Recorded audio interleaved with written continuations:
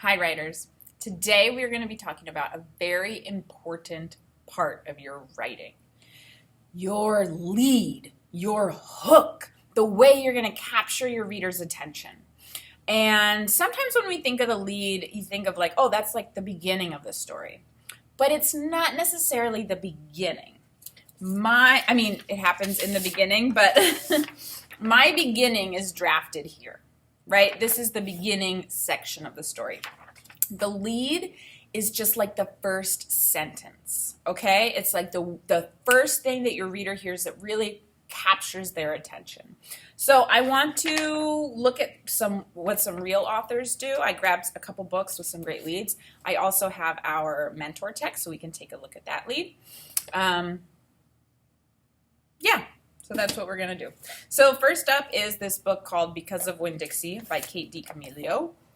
Really good read. Totally suggest it. Let's see if the first sentence can get you hooked enough to want to read more. My name is India Opal Baloney, and last summer my daddy, the preacher, sent me to the store for a box of macaroni and cheese, some white rice, and 2 tomatoes, and I came back with a dog. Right? Really good. It sets up the reader to be like, wait, what? What happened with the dogs? Tell me more.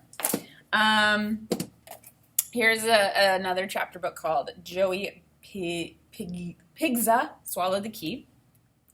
So let's see if this gets you hooked.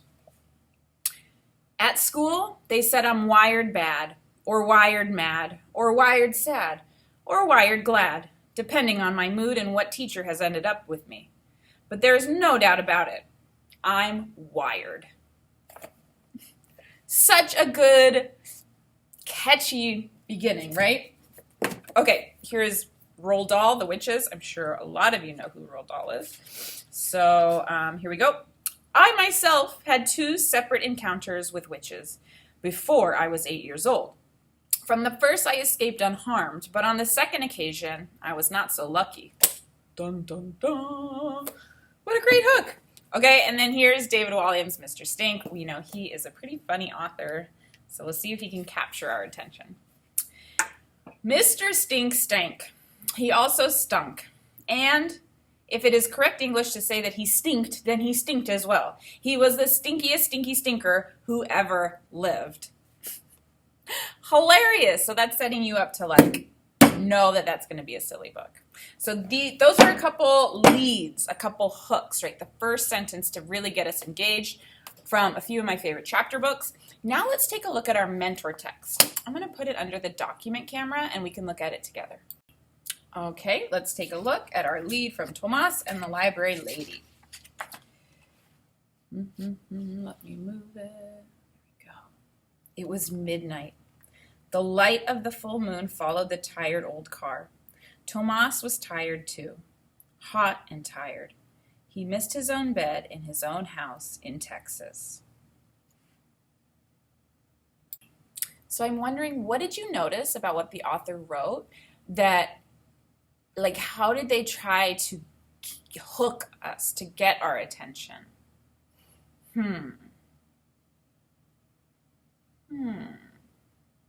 They're really setting us up to know what is happening in Tomas's life in the first few sentences, right? It was midnight, the light of the full moon followed the tired old car. So right there, they're traveling at midnight. What is happening? What? Thomas was tired too, hot and tired. He missed his own bed in his own house in Texas. So now I'm hooked, right? I'm wondering, where is he going at midnight? Why is he so hot? What's going on with the air conditioning? And he's traveling away from his own bed. So wait, what? So this author, Pat Mora, hooked us by kind of leaving us with a little cliffhanger, right? Here are all these crazy things happening to this kid. Read more and find out what else happened. Good lead. So now we want to think about how we can hook our reader when we're writing our own narrative piece. Okay, and there's usually a few ways that we, some pretty typical ways that we begin a piece. Let me show you what those look like. So here we see a few different ways to hook the reader. You could use dialogue, ask a question, do a quick snapshot, a flashback, a sound effect, or an action?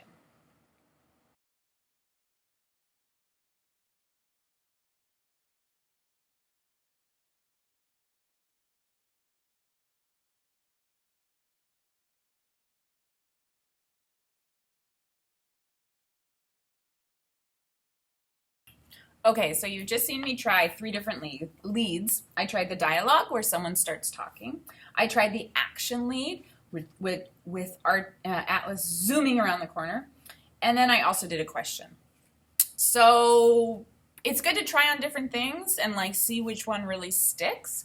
Me personally, I think the question really stuck with me. Have you ever had the right intentions, but something goes all wrong? Well, that's exactly what happened when I took Archer and Atlas to the beach.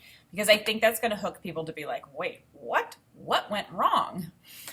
So that is the one I'm going to go with. I'm just going to circle it or maybe highlight it so that I know when I'm ready to publish and I'm ready to make my final copy.